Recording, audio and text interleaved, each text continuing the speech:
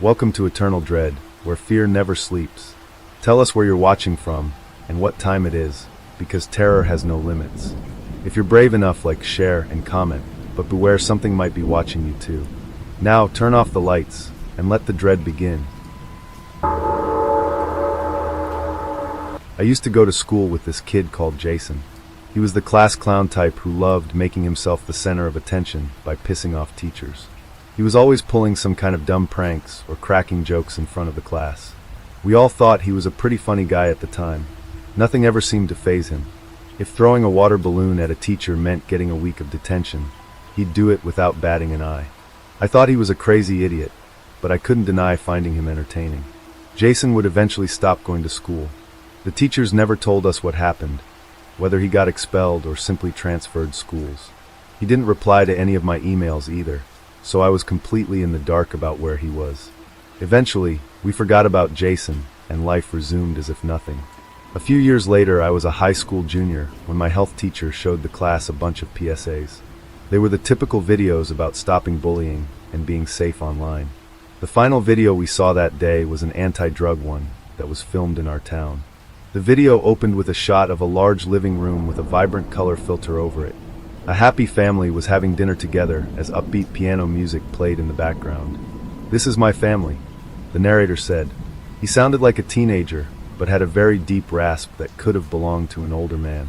"We have our fights every now and then, but they're good people. I'm thinking about telling them I want to be a pro skateboarder when I grow up." The scene switched to a skate park where a bunch of teens practiced their tricks and laughed amongst each other. "And this is where I practice all my best moves. I have this really cool skateboard my uncle gave me. It was designed by this sick graffiti artist from Seattle, and it's literally the coolest thing you'd ever see. Wish I could show it to you guys." The film changed scenes again to a dimly lit alleyway. Broken beer bottles and toppled over garbage cans littered the streets. You could practically smell the filth radiating from the screen. This is where I met my best friend. We haven't separated ever since." A man cloaked in shadows handed a small bag to a young teen boy. The white powder in the bag seemed to glow despite all the darkness surrounding it. My friend was a real cool guy at first. He always made me feel so alive, like I was untouchable, you know. Nobody could stop us. Clips of the boy doing crazy stunts like playing in traffic and dancing on rooftops appeared on screen. Everything about his bravado and demeanor felt incredibly familiar. This is where I punched my dad. We transitioned back to the living room from before, but it was in stark contrast to how it previously looked. It now has a dark and grainy filter that gave it a cold feel.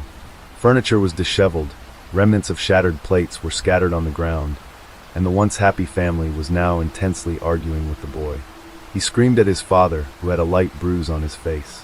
The wife was tearfully holding him back from striking back at the son.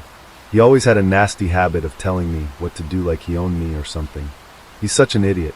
Why can't he just be like my friend and let me do what I want? Now the boy was back in the skate park, getting into a fist fight with the other skaters. They had him outnumbered 3-1. He got sent to the ground with a bloody nose and bruised arms. This is where I lost most of my friends. They said I'd been acting different and hated the new me. I've never felt better in my life. Was I really all that different? This is where I got arrested for the first time. This is where I sold my favorite skateboard for extra cash. This is a montage of clips played in rapid succession. All of them showed the boy going through a downward spiral. His skin was emancipated and covered in warts. His tattered clothes hung loosely to his body. It was incredibly uncomfortable seeing the once innocent-looking kid turn himself into a monster. I couldn't imagine how anyone could do that to themselves. The final shot was of the boy in the bedroom, lying on the floor with cold, vacant eyes. His parents clutched his lifeless body and sobbed uncontrollably as they tried to bring him back.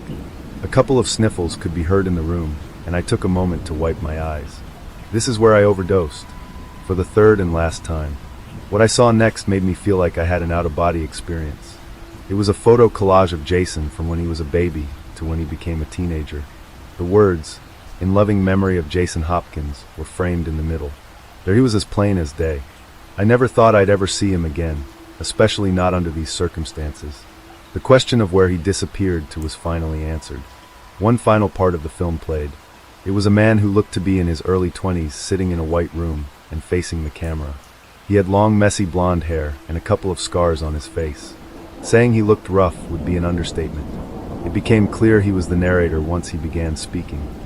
Hi, my name's Alex, and just like Jason, I struggled with drug abuse when I was younger. I thought that drugs were my friends because they were my only comfort during a lot of dark moments in my life. They were also the ones who created a lot of those moments in the first place. I'm lucky that I stopped completely after my first overdose. I would have been 6 feet under if my brother hadn't saved me at the last second. Jason wasn't so lucky.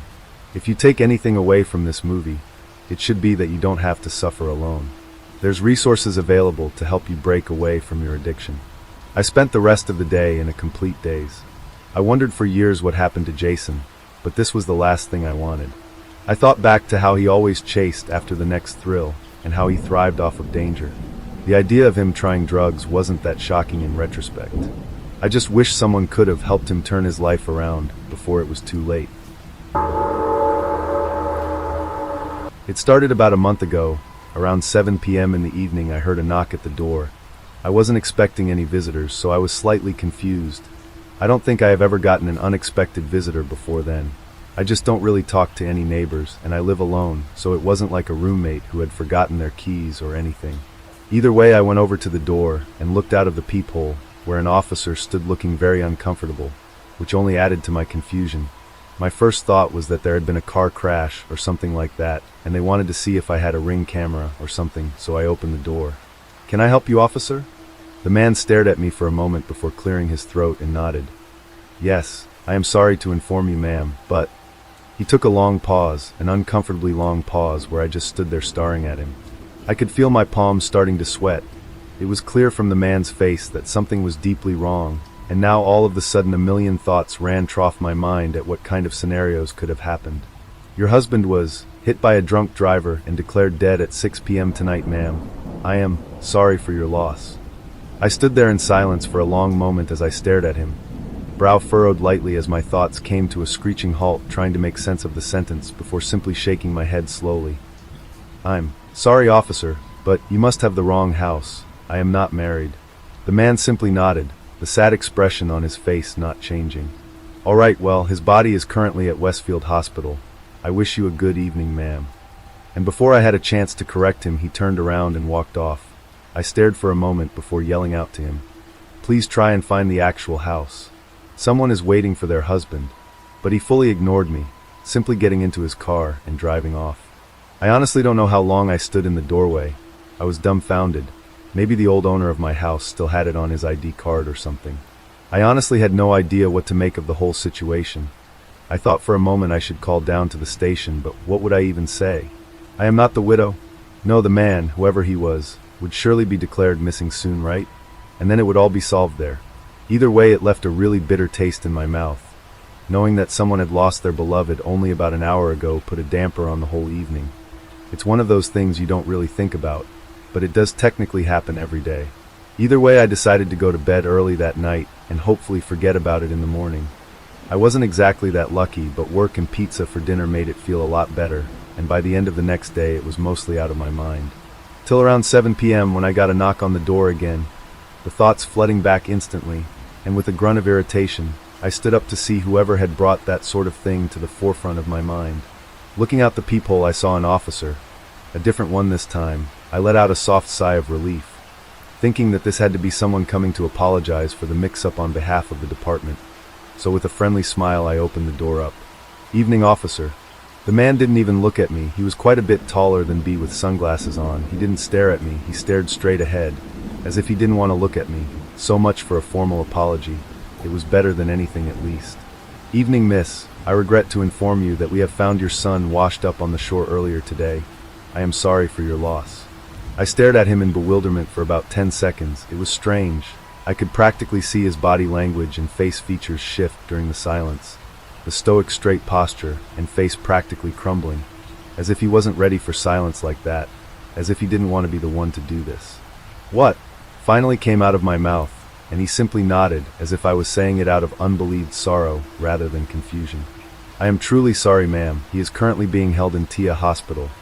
And with those words he turned around, walking back to his car where I yelled after him, "I am not a mom," which seemed to make him slump even deeper down, and he sped off quickly. I had no idea how to react. Not only had I never had a kid, but I live in a completely landlocked state. There was no shore within hundreds of miles. I was extremely confused. I could understand this type of mistake happening once, but twice. It felt impossible, so I called up my local police station. The support number, of course. I wouldn't want to clog up the emergency line. A woman took the call, and I politely gave my name, and said that I had now had 2 instances of police officers telling me the deaths of people not associated with me. Then the woman on the other side said, "I am so sorry to hear about your loss, miss, but please, these accidents happen. Would you like for me to give you the number to a grief counselor?" I tried again explaining to the woman that no, I am not grieving. I haven't lost anyone, and someone out there might never know their lost son has been found if this doesn't get fixed. Once more the woman simply said she understood I was having a hard time, but she had to take police work-related calls, and that she would be happy to give me a therapist's or counselor's number if I needed it. I declined again, and she simply hung up the call. I was baffled, so I took the next step. I decided to look up the hospital that was currently in possession of the missing child, and see if they could give the important information to the right people. Looking up the hospital, I found out that it was 4 states away. Made sense, it had to be by the shore. But why would they think I was the person in need of contact then? Either way, I got the hospital's phone number and called. After waiting in line for a few minutes, I got troughed to the support line and explained my situation again, giving him, of course, my full name. "I'm sorry for your loss, ma'am, but I think you need to get a hold of funeral arrangements for the body." I honestly didn't know what to say. I simply hung up the call in bewilderment. Why did no one believe me? It's been almost a month at this point. So far I have lost 12 husbands, 2 wives, 7 sons, and 9 daughters. I have no idea what to do. I have tried not answering the door, but then they just arrive an hour later or simply wait. One time I got home late from work to see an officer standing in my driveway. I have no idea what I am supposed to do. It is laying a layer of sadness over every single day. The officer is never the same person. The circumstances are always different. Please, if anyone knows what can be done, I would love to hear it. Hallelujah, praise the Lord. The cry resounded throughout the dusty, sweaty crowd of people pushing in on me from all sides. I could feel the hot breath parting the back of my hair, see the whites of the eyes of the man rocking back and forth next to me. We all sat in newfound, stunned silence as the child took 2 shaking steps, his wheelchair discarded behind him like an unwanted plaything. The tent pitched and billowed against the dry summer wind, creating a low rumbling, as if the heavenly host had begun a drum roll of anticipation. The boy walked into the outstretched arms of the Reverend, who scooped him up and held him aloft, a testament for the gathered crowd in this revival. I felt that familiar warm tingle in the pit of my stomach. I had been raised Catholic, and I used to even consider myself devout. But the world has a way of beating hope in the greater good out of a person. But prison is specifically engineered to do it with maximum efficiency. I rubbed my shaved head, wiping a glistening layer of sweat on my jeans, trying to stifle the hint of religious fervor that had reared its head again. But looking when the smiling boy pushed his wheelchair, the tool that had been his own little prison, I couldn't help but wonder if there was a God. Rationally, I knew he could be a plant, a paid actor just playing a role. But the possibility of healing, reconciliation, and a fresh start is far sweeter than any narcotic the world can offer. I know that from experience. So, dragging my feet, I joined the line of petitioners waiting for their miracle. The usher directing the liquid flow of human bodies looked at me with undisguised disdain, but waved me through regardless. "If you believe that it is God's will," the Reverend cried, spittle flying onto the nearest audience members, "you shall receive a true blessing tonight." The next in line, a young couple, came forward as the ushers led them by the hand. I could not hear what words they exchanged to the minister as he leaned towards them, but I could tears falling from the young woman's face. The lights began to surge, the music growing in intensity, as the preacher stood up and gazed around the room. "This man before me has asked for prayer to increase his faith. Now what can be more fitting for a night like this?" The audience hung on the preacher's every word as they stretched out their hands. Intense silence filled the multitude as the minister slowly touched the shaking man's forehead. Then with an explosion of activity, the young penitent began to shake violently. His whole body was rocking back and forth like we were being tossed on a stormy sea, until his knees buckled, and he fell to the dusty floor, limbs flailing. The crowd gasped audibly, as the young woman he had arrived with was crying helplessly as his seizure worsened. Despite the distance and the mass of bodies obscuring my sight, I could see murky foam pouring from his mouth, and hear the choked gurgle escape his throat.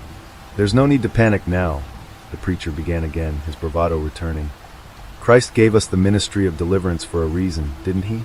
The noise of the crowd quickly turned from concern to a deafening roar of approval at the words, and outstretched hands directed prayer towards the quivering, prostrate figure.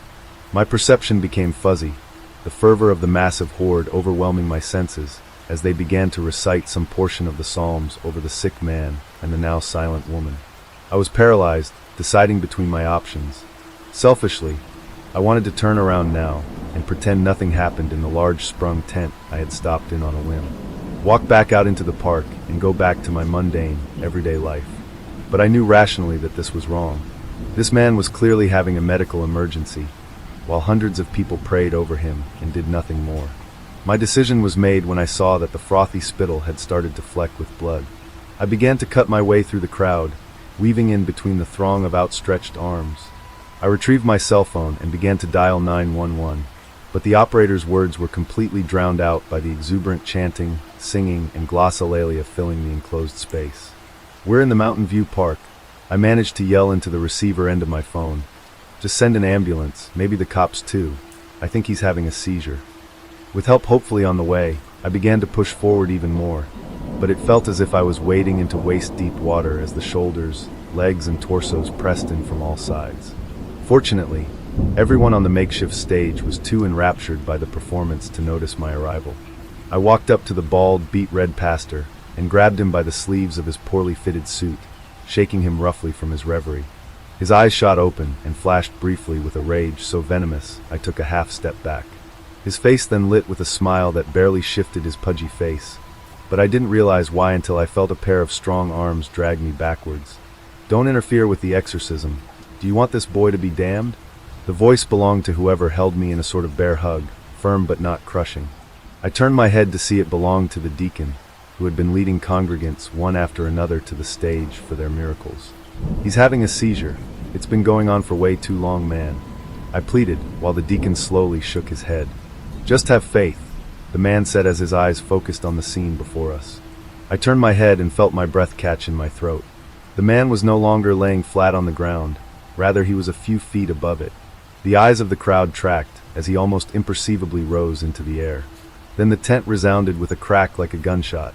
I flinched but still saw the limbs of the floating figure begin to bend backwards at impossible angles, one by one, with their own deafening, painful snapping noise.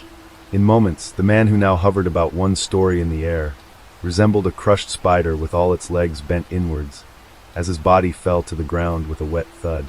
I could hear parts of the crowd exclaim in fear and disgust. Some even ran to the exit, but the majority held fast, hands lifted high in supplication, eyes shut to the horror taking place feet away from them. The stage itself was quiet, the crumpled form on the floor mercifully still in death, his lover collapsed on her side weeping, and the pastor looking on impassively. The preacher bowed his head for a moment, deep in meditation, before suddenly raising his eyes and declaring in a booming voice that the demon had been banished back to where it belonged. "Do not fear for what has happened to this boy's mortal form, for even now I assure you he shares in our inheritance in God's kingdom." His words filled me with disgust, but I couldn't take my eyes away from the lifeless, deformed corpse on the stage. What I had seen was impossible, but those words brought me no comfort as I watched the limbs begin to twitch once more.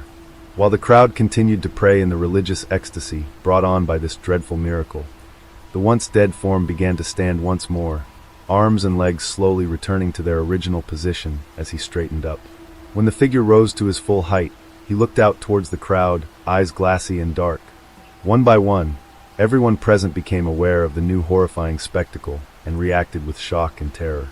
The now sputtering minister started to lift his Bible and spout off some vain prayer when this thing quickly raised its hand over his forehead. In a mockery of how he had been anointed just minutes earlier in his life, the strung-up, lifeless puppet touched the face of the minister as he gaped like a fish out of water. At first nothing seemed to change, but after a few moments the already substantial girth of the suited charlatan's stomach began to bulge. He doubled over, a cry of pain and fear escaping his mouth, only for it to be followed by a puff of dark smoke. As the arms holding me began to loosen, I watched in pure fear as the smoke emitting from the man in front of me gave way to bright orange embers. and then his body erupted into red flames. In seconds the wooden stage caught ablaze, and the whoosh of the fire was met by the cacophony of terrified cries as the crowd surged towards the exit. Finally wriggling free of my now slack-jawed captor, I began to follow the fleeing congregation, feeling my feet sinking into the soft flesh of those unfortunate enough to be caught by the stampede. The immense pressure of bodies tore through the thin walls of the tent as thick, dark smoke began to fill the enclosed space. I felt I was about to be choked by the weight of bodies crushing on me from all directions, combined with the copious amount of smoke I had already inhaled. But I finally burst out into the cold, clear night as the crowd finally rushed out of the exit. I could hear the sirens coming from far off, in response to my call, or the thick column of smoke, I am still unsure. Screams echoed into the darkness as the now blazing tent caved inwards, dooming those who were either too slow or disoriented by the smoke. But the instant before the tent fell, I swear I saw a dark figure shoot out from the tent and ascend upwards in a blur of movement. In my mind, I can still faintly hear the hideous sound of what I can only imagine to be massive, leathery wings flapping through the cool, twilight air. I shivered, overwhelmed by the fear of both what I had seen and the horrible things I could only imagine, and for the first time in years I prayed. I still get chills whenever I think about that house. Honestly, part of me wonders if sharing this will help me finally sleep better, or maybe it'll just make it worse. Either way, I need to get this off my chest. Growing up, my brother and I had this weird fascination with old houses. You know, the ones with peeling wallpaper, dusty rooms, that stale smell that hits you the moment you walk in. We used to sneak into abandoned houses in the old part of town just to see what was left behind, and I swear those afternoons shaped the rest of our lives. We ended up going all in on this obsession, forming our own little paranormal investigation team, convinced that ghosts weren't just TV gimmicks. I remember that night, the call that changed everything just like it happened yesterday. It was the beginning of October and cold already, the kind where the wind literally howls outside like a scene straight out of a horror movie. We were at the dining room table with our usual setup, our laptops, case files, leftover pizza. That's when the phone rang.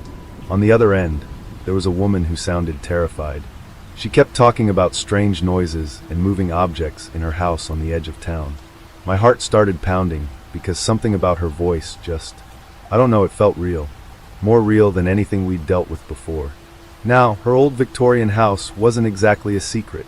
Locals talked about it. Supposedly, it was haunted with all sorts of creepy legends. If you ever drove by it, you couldn't miss the sagging porch or the shutters rattling in the wind. We loaded up our gear into the van and headed over, half excited, half terrified. It was already dark by the time we got there. The place gave me that feeling. The feeling like the air was heavier, like we were walking into something we couldn't just walk out of. My brother parked the van and rattled off what the homeowner, Evelyn, had told him on the phone. Objects moving, cold spots, whispers. The usual, he said, trying to sound unimpressed, but I could see that flicker of excitement in his eyes. I tried to keep my own voice steady as I checked my notes. She'd mentioned not sleeping for weeks. My gut twisted. I couldn't shake the sense we were messing with something bigger than us. The wind nearly tore the sound of our knock right off the door. When it finally opened, this frail, elderly woman stood there. You could see fear on her face. Her hands trembled as she thanked us for coming, and something about her eyes made me want to turn around and run back to the safety of the van. But we went in. Inside, the house felt off. The smell of old books clung to everything, mixed with something else I couldn't quite place, maybe lavender, maybe something older. Dust covered the furniture like no one had touched it in decades. The ticking of a grandfather clock in the hallway was so loud in the silence, it made me jump. We set up our equipment as she told us her story. Whispers in the night, things moving on their own, that awful feeling of being watched even when she was supposedly alone. We split up and started investigating. Temperature drops, weird shadows darting in the corners of our flashlights. It was like the house wanted to show us it was alive, or something else entirely. In one cramped study, our recorder picked up a quiet whisper, so faint I almost thought I imagined it, but when we played it back, it clearly said, "Leave."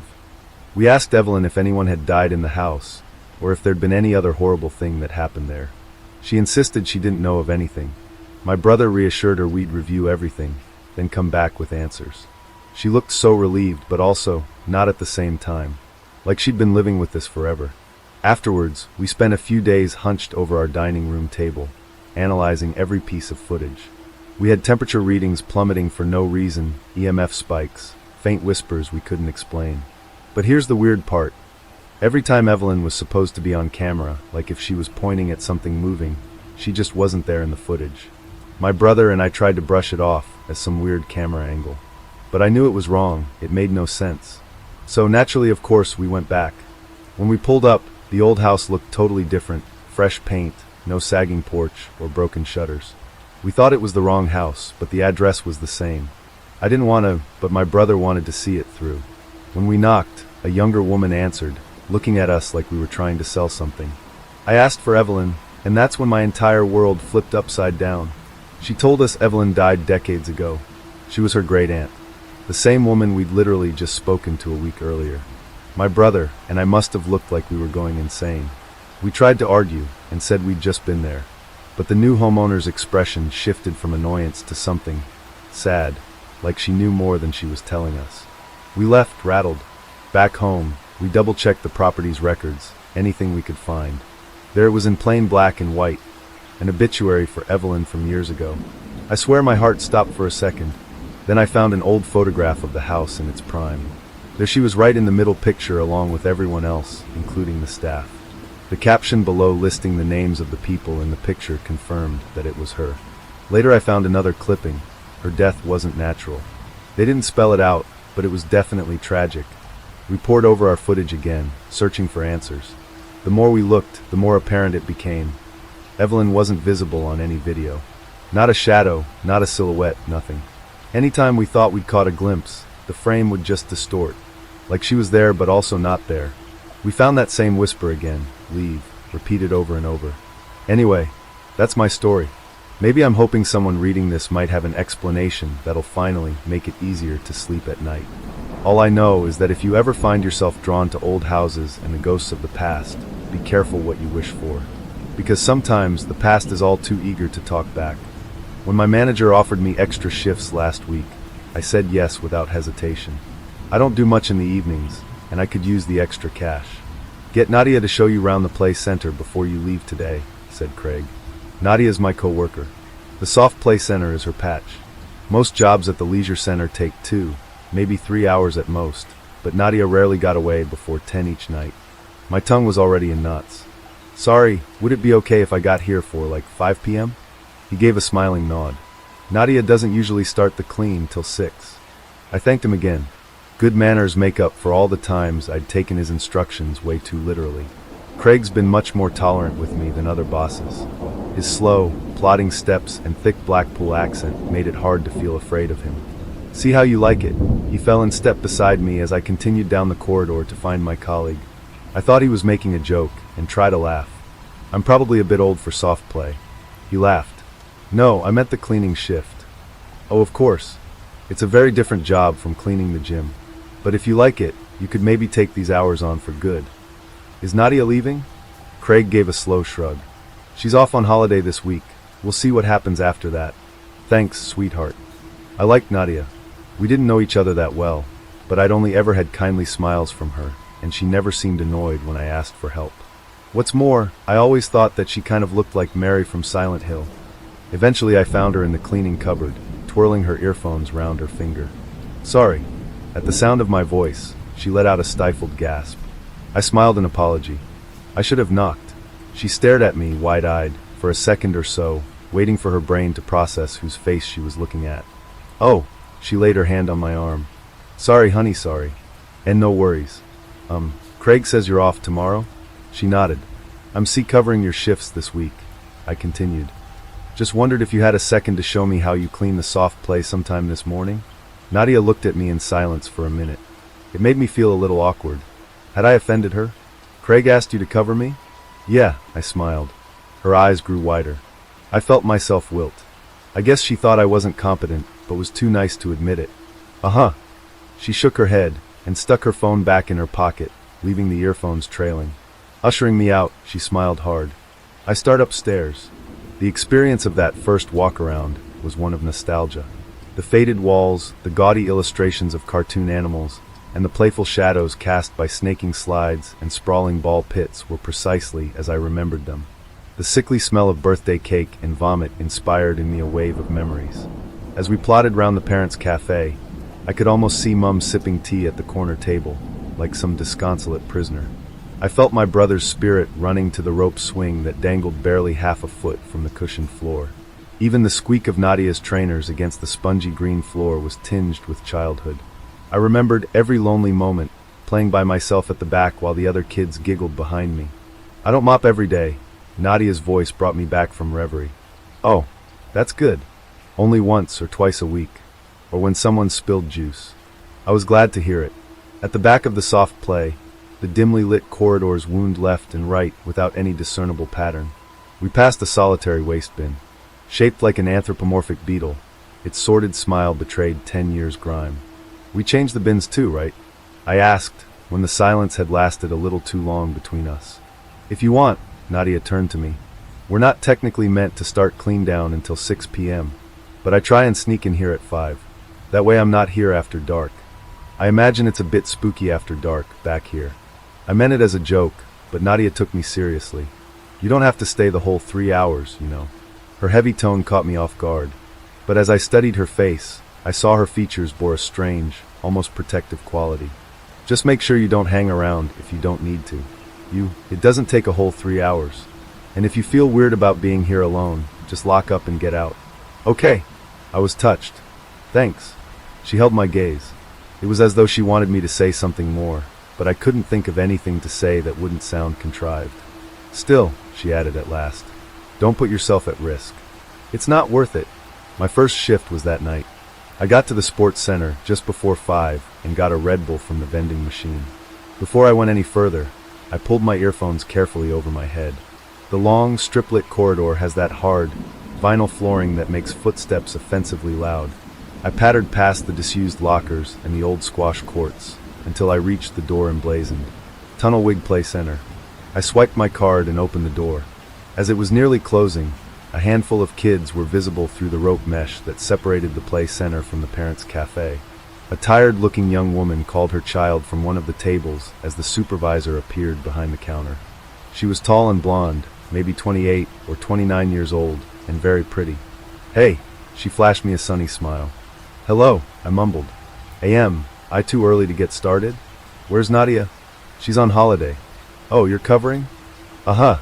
The sound of my voice was egregious to me. She nodded over to the cafe. Would you mind getting started over there, please? Someone's just wee-weed on the floor. My attraction to her died that instant. I filled my bucket full of lemon soap and hot water before dragging it over to the pool of wee-wee. I finished up the floor and got started in the cafe, sweeping crumbs off tables, wiping down chairs, before running the shitty Henry Hoover over the sticky floor. It was nearly 8:30 when I got done, and all the play center staff had left. I sighed. I was so tired, and the constant smell of nappies grated on my senses. Waiting for me upstairs was the wreckage of a birthday party. Garish cellophane and disheveled party hats were strewn over the floor. I crouched down and crawled inside the jungle gym itself. Cake crumbs and sticky fingerprints were smeared across the interlocking foam flooring and walls. I cleared as much as I could, before shuffling back out of the cramped tunnel to empty the pan. It takes a lot to gross me out these days. What I noticed in the pan didn't gross me out as such, but gave me pause. Amidst the party crumbs was a single strand of human hair. There's nothing abnormal in that. Kids pull each other's hair out all the time. The weird thing is that this hair was silver. Wrinkling my nose, I lowered the dustpan into the cafe bin. Someone's grandma must have followed their grandchild into the squishy tunnel and got stuck. Maybe they had smuggled in some red wine to pass the time, while their infant threw themselves at other kids and into ball pits for hours. It must have been a very small old lady who could fit in there. Once the crumbs were clear, I shuffled back out of the tunnel. It wasn't easy. Even at 5'5", I was too long for the environment and ended up back crawling out of the warren like a fat badger. The soft place cushions were warm to the touch, but it was freezing in the cafe area. I pulled my jacket closer over my uniform. If the janitors had turned the central heating off, I was probably the only person left on site. I never thought I cared about working late, but the idea of the empty swimming pools and miles of deserted corridors gave me a creepy feeling. I'd never been at the leisure center this late before. Maybe that's why my soul left my body when I caught sight of a leering face out of the corner of my eyes.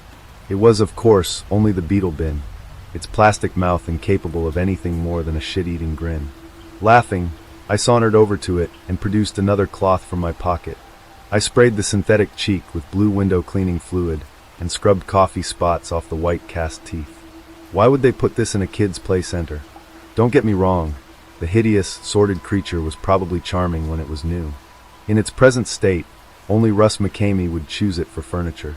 The sleazy effect was not helped by the slogan slapped on the wall above in yellow bubble writing. Can you find the tunnel wig? I fucking hope not. I finished polishing the bin and reached to unscrew its gray head. I carefully held my breath as I ducked close to its mouth to prevent the damp, rotten smell of the rubbish from invading my senses. It did not. I jumped back from the beetle bin. Its many limbs were fixed in a perpetual shrug. You get used to freaky stenches when you clean for a living, but this smell was different. Think sickly sweet birthday cake frosting, mixed with banana peels and those button mushrooms that languish at the bottom of the vegetable drawer. Think mold furring on apples, or a Halloween pumpkin left out in the rain until January. What the hell were they putting in there? I peered at the bin with renewed caution. It probably hadn't been changed in months. I double-gloved my hands and craned my neck back as I reached forward to carefully unscrew the beetle's head. Had someone brought their hamster in, only for it to escape and die at the bottom of the barrel? It smelled too sweet to be a carcass, but as I inched closer and closer to the beetle bin, I reconsidered. Sweaty hands closed round suppurating peaches. A stomach distended from a manic binge. The devil's smoothie.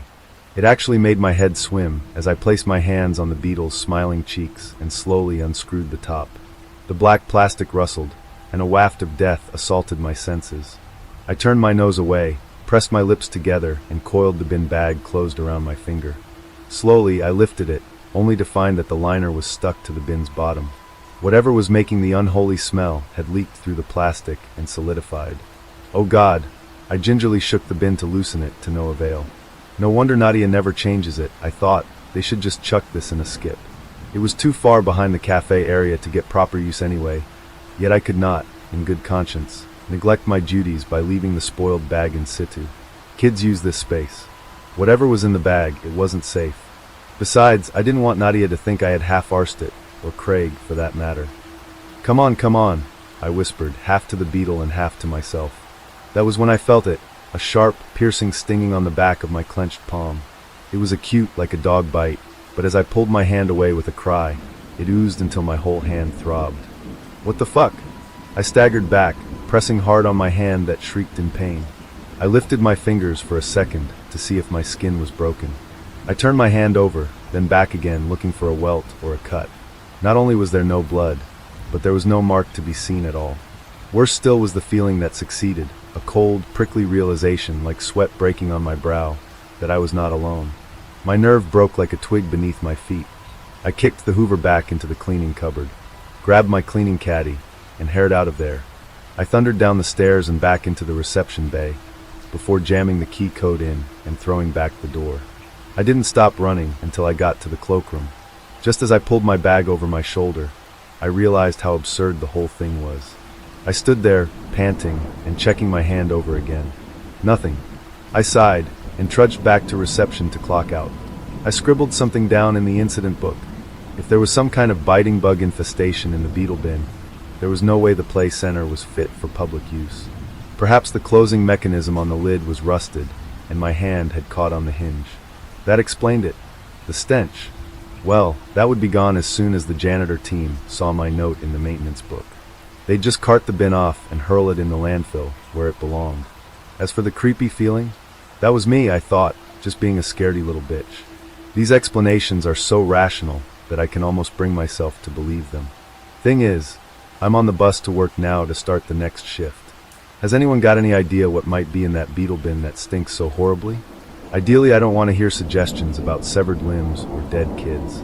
I'd feel a lot better if I knew what to tell the janitors, so they take it away ASAP.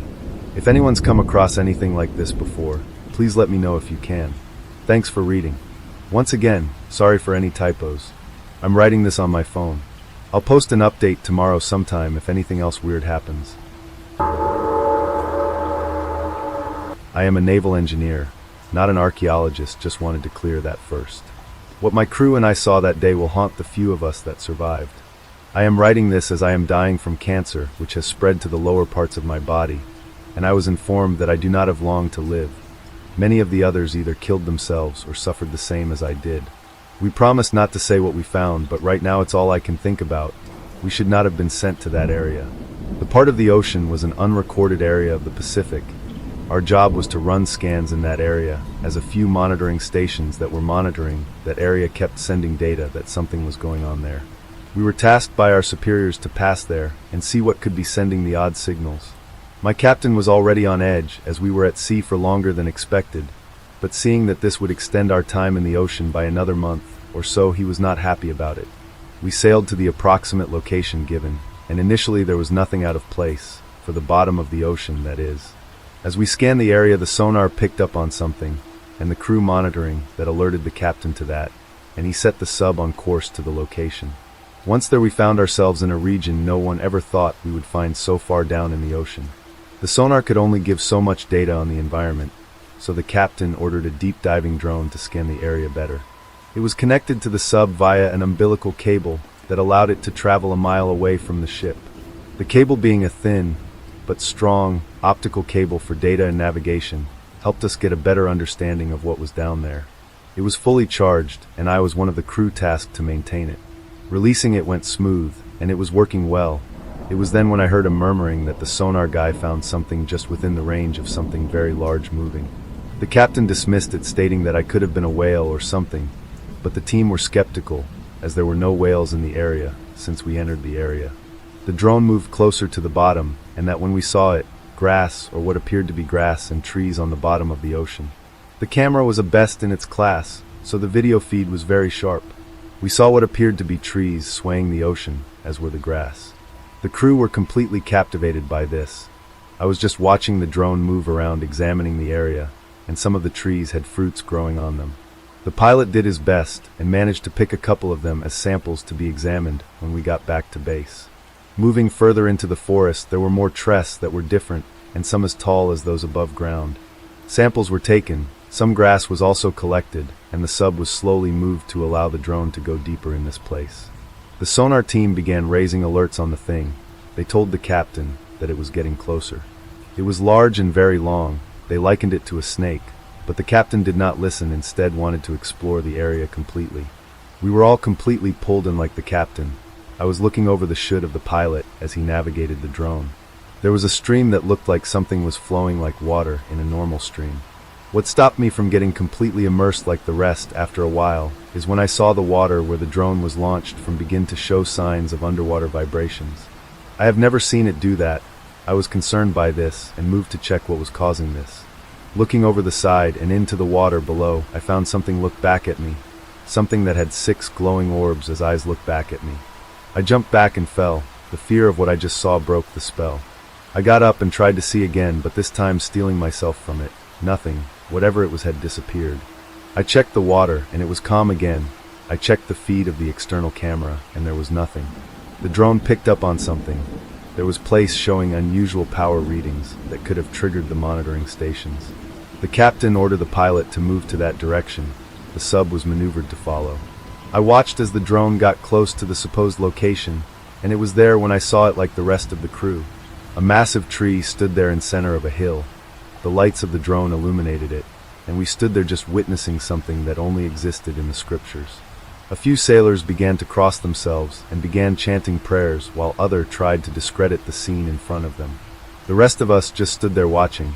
I was keeping one eye on the dive pad. Whatever was out there may not want us here, and I wanted to make sure I had a warning before it attacked, should it attack.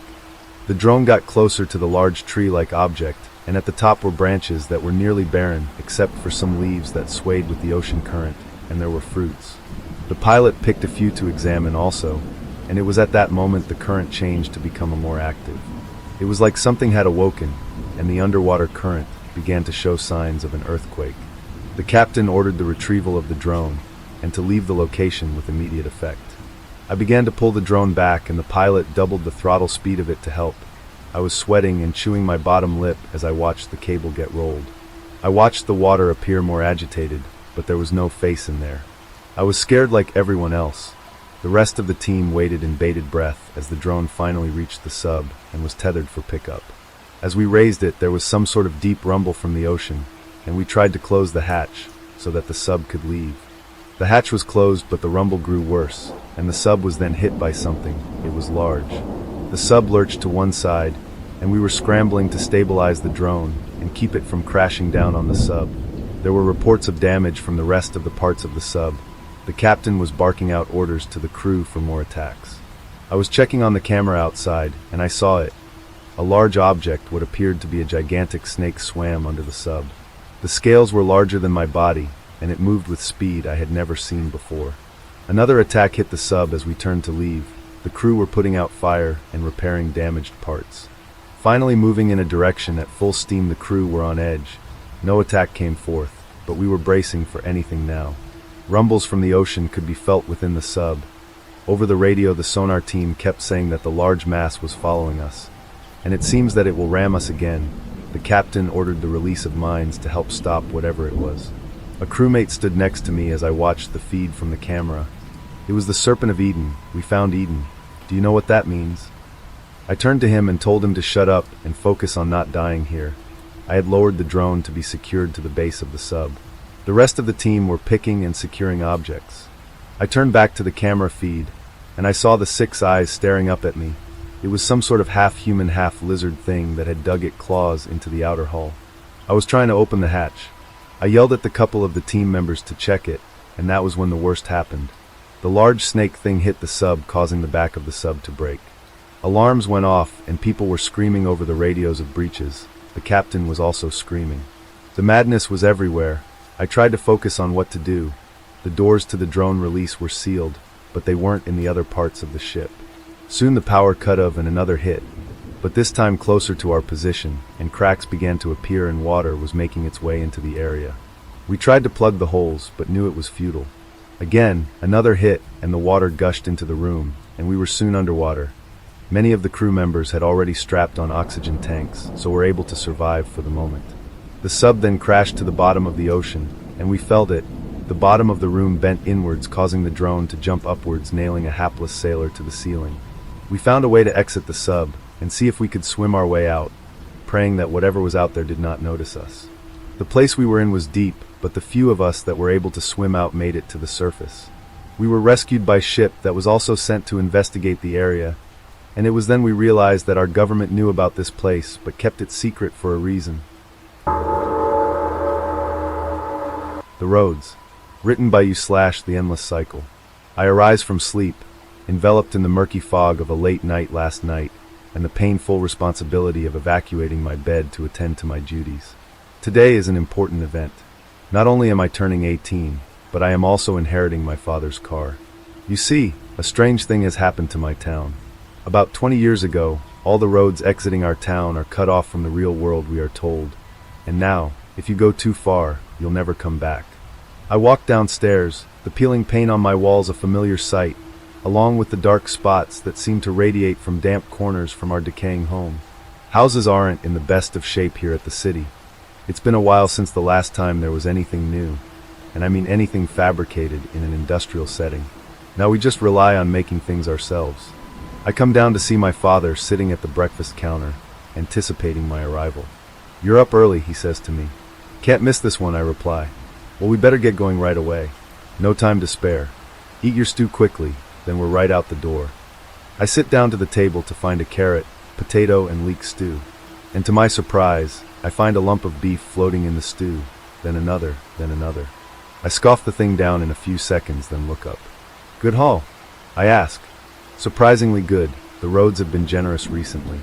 "It's about time too," replies Dad. We get up from our chairs and make it out the old worn wooden door to our house. The damp foggy air hits me as I step outside. Dark buildings lit by candlelight line the pathway down the estate, wooden boards, metal scrap, and makeshift concrete pillars holding each house together.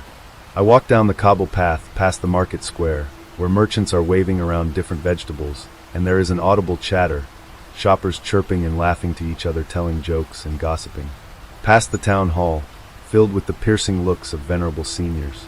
Past the Carpenter's Guild, the smell of freshly cut pine escaping through a vent.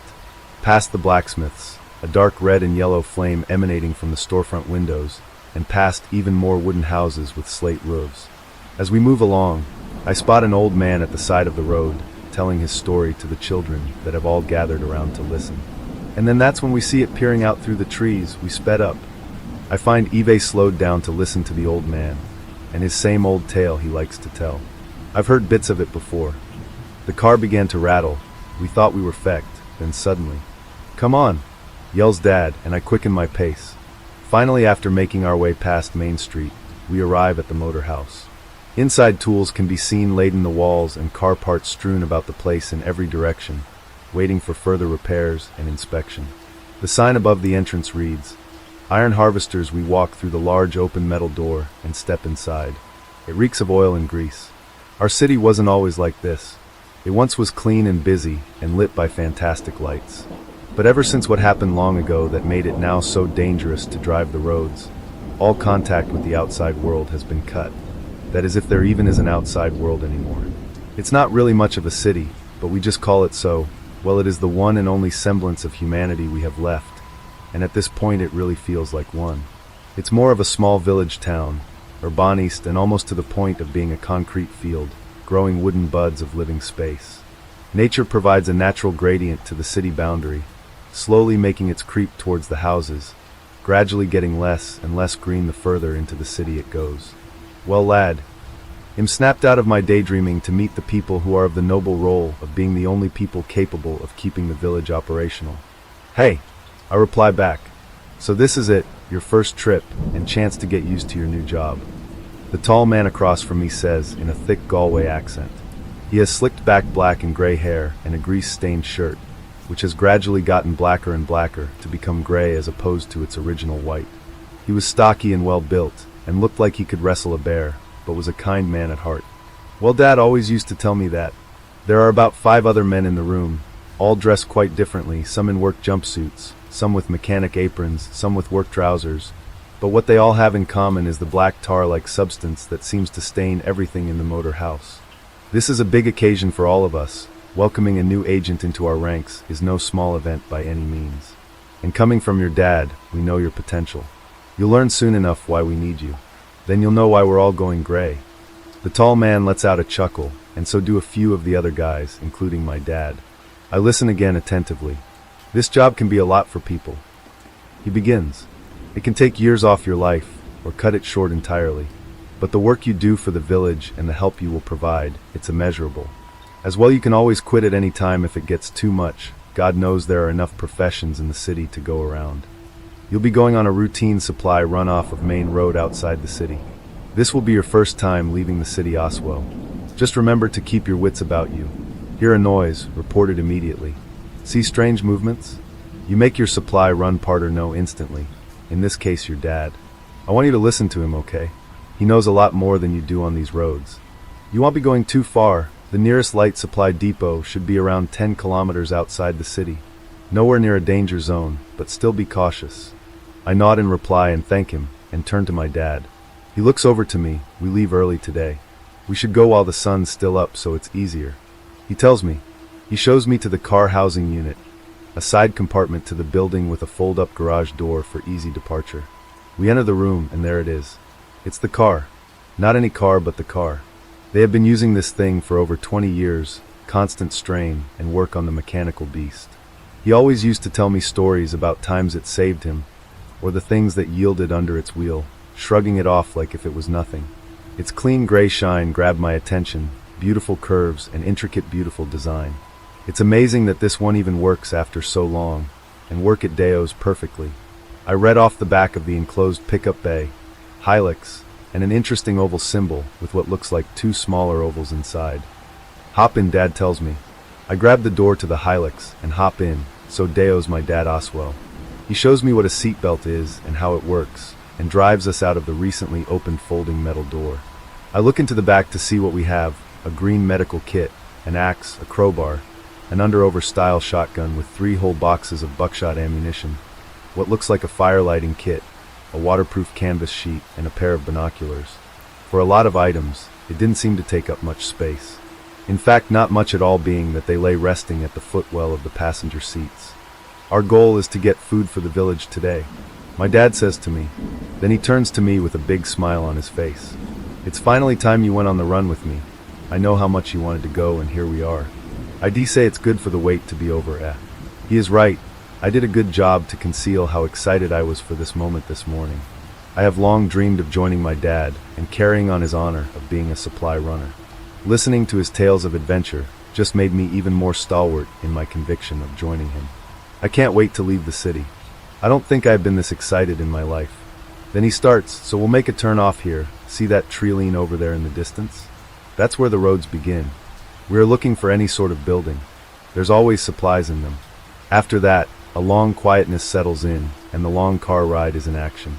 We leave the city, leaving all the houses behind, entering the roads and exceeding the threshold of what is the safe zone, coincidentally marked with trees growing in a line as to where it begins.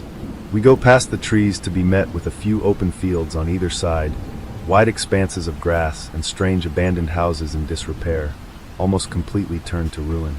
After a few kilometers, we enter a forest, one which is extremely dense and gets darker the further we enter. A heavy, thick, murky fog permeates through the trees like water through a sponge, the light diffusing softly through the trees, only to make it to the ground as a dim illumination. The dark greens of the trees are amplified in the dark, dank environment, making it look otherworldly and extremely peculiar. I stop paying mind to the trees, although still thoroughly enjoying the ride. The atmosphere here is like nothing Eve ever experienced. It evokes a certain strange emotion I can't quite put a finger on. It has started to rain, light droplets meekly tapping on the windscreen, creating a nice calming white noise. Then it turns into a downpour, heavier and heavier. Wild ferns grow out from the sides of the road, while moss and mushrooms cover the forest floor. We keep driving as I watch the trees whiz past at high speeds. Then I spot in the distance what looks to be some construction out of wood, hung off a wooden pole jutting out from a tree. It looks to be a little totem, with little designs etched into the front and back, and coated in patches with a dark red paint. Or was it paint? We drive past as it sways with the breeze of the car. That's not good. Dad says, "What's it mean?" I ask. It means we might have company. Not always, but there is a chance we're not alone. I think I forgot to tell you about the creatures here. You usually don't ever see the same creature again, but sometimes you can. A lot of them don't look to harm you. They just mind their own business. We don't really understand what they are and where they come from, but there's just something unnatural about them. They make your skin crawl, especially the more disfigured and out of proportion ones. You wouldn't want to see the teeth of some of the ones that have chased us home. They can chase you? Inside the car? Going this fast? I ask impatiently, a slight twinge of anxiety conjuring up detailed mind images of demon creatures running at a pace that would offend God. Yes, unfortunately. That's when the true horror starts, and a bonus, your only hope is luck to bring you home in one pace. But don't think about that now, you'll just scare yourself. Anyways, chances are we won't see a single one at all this trip. His reassurance reaffirms the silence, and we now drive in a quiet stillness once more. The water of the gravel road is splashed up against the sides of the road, as light pierces the fog in front of the car. After about 2 hours of driving down this forested road, we eventually come across a clearing. The dense, tightly packed trees of the forest open up to a huge, wide expanse of a mountain range. Flat volcanic black soils cover the nearby fields, and snow-capped mountains with sharp apexes completely cover the nearby surroundings. The forest ending in a hill to one side of the road, continuing the forest on an elevation. Beautiful waterfalls contrasting with the gray and black mountain sides. After a few more minutes, there we see it. An abandoned super value sits solitarily on the side of the road. Its lights are on, every shelf stocked, and everything looking perfectly normal. Despite one small fact, there was absolutely no one there. The glowing red letters spelling super value catching my attention for a brief moment before I looked to my dad. "This is it, jackpot," he says. "It should be easy enough. We just go in, take as much essential supplies and food as we possibly can, then we leave." Just like that. "Yeah, all right," I say. We exit the truck and slam the doors shut, then make our approach towards the shop. It's dim inside, but well lit, an unsettling sight. The shelves look desolate and unused, but stocked full of fresh groceries through the grimy, dusty windows that separate the outside world with its dank interior. We walk up to the shop, and sliding doors open to reveal its inside. We walk down the gray path up to fruit and veg aisle. Everything strangely fresh and newly replaced. All the fruit underripe ready to ripen, and vegetables waiting to be cooked and eaten. We make our way over to the canned foods aisle, and that's when I notice something's off. After inspecting the cans, I find the words are strange. They are slightly off. Misspellings here and there, some looking like English lettering, but only barely comprehensible, like trying to read something in a dream. Even worse was the images on the cans. From uncanny faces to creatures with more legs than the natural order should allow. And then this one lone can on a separate shelf that was completely dark red with a face that had two red faded eyes the size of pinheads, and an awful disputing smile that revealed several rows of sharp pointed teeth. We decided not to touch that can. As we moved through the shop, my dad shoved cans into his bag he brought, knowing exactly which ones were good and which ones weren't, or potentially hazardous. See this one, yellow label with green brand. It's usually peas but sometimes sweet corn. Always relatively safe to collect. He explained to me, these black cans too with the purple text, they should be good Oswell. Usually a type of legume. Protein is very important. After he got what he needed from the canned goods section, we headed over to the meats section. He put some ham and sausages and all sorts of other meat in a giant cooler bag he had. Then once it was full he zipped it up. Stay here, I'm just going to the car to get another bag. He tells me. I nod in understanding. After he left, I decide to have a bit of a look around. There's a staff-only room. I try the handle. It's locked, unfortunately. That's when I begin to hear strange noises coming from behind the door, like a droning, clicking noise, along with raspy breathing. I turn back around to see my dad with two new bags, and the full ones back in the car. I call out to him saying, there seems to be some sort of creature behind this door. Is it worth worrying about? No, that's not a problem. That happens in a few of the stores. It never harms us because we never open the door. He replies, next is the plant products. He says, all the vegetables and fruits should be good to eat, which makes our job easier. As you can see, it's strangely ripe. It always is. He begins to shove vegetable into a large sack. From potatoes to cabbages to turnip to mushrooms, there was a large variety of items to choose from, and all sharing a common theme, being extremely fresh. As one bag is beginning to fill, he suddenly stops and freezes. That's when I hear the faintest noise in the distance, that sounds between a groan and a whistle. He looks at me and whispers, do not make a sound, get back to the car. Right. Now. I nod in compliance. We quietly make our way to the door of the supermarket, making sure to be as quiet as possible. We get to the window. We will run to the car in a few seconds. Hold on, now go. We sprint to the car, opening doors in a frenzy. Sack thrown in the passenger seat, doors slammed shut and seatbelts are fastened. That when I spotted it, upon the hill stood this humanoid creature, Stanley limply, elongated arms at its sides, jaw open to an unnaturally large extent. It looks just like a human, but its eyes are sunken into deep black pits, with pointed teeth that are the size of a finger, staring back open-mouthed at me. Ack, I just barely managed to choke out, while pointed to this monstrosity. Shit, Dad says, looking to where I'm pointing, starting the car with increased haste. The engine starts, and we reverse at full speed out of there, and back onto the main road to turn around. Then it begins to chase us. Its galloping is horrifyingly fast, outstretched ghoulish elongated arms, propelling itself forward to aid its legs. Long fingers making tracks in the dirt. We turn around and head back the way we came from, back into the forest. I look back to see it still chasing us. We eventually begin to lose it as we travel back home, every now and again glancing back just to see if we really did lose it. In beginning to calm down, and starting to the drive quite peaceful and relaxing. If you forget about the danger, and what's out there, it makes for a cozy ride. The forest is even darker as it was before, as headlights cut through the murky fog in front of us. After an hour more of driving, we exit the forest and back in the city, warm lights illuminating the horizon.